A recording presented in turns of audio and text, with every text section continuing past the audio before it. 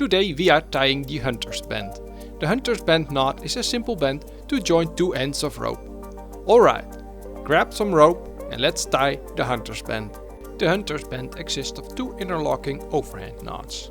We start with the blue rope. Form a loop in the blue rope. Make sure to go underneath the standing part of the blue rope. Next we take the red rope and put the working end through the blue loop from underneath.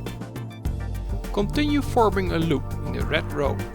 This time we go over the standing part of the red rope. And there is the first part of the hunter's band. Now we will finish the overhand knots.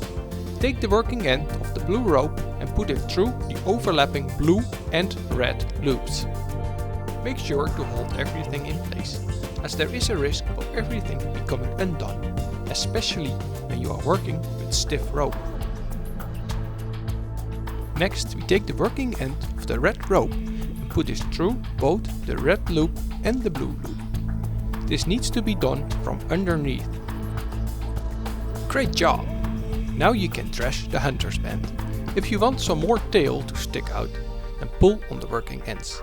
To tighten the hunter's band, pull on the standing parts.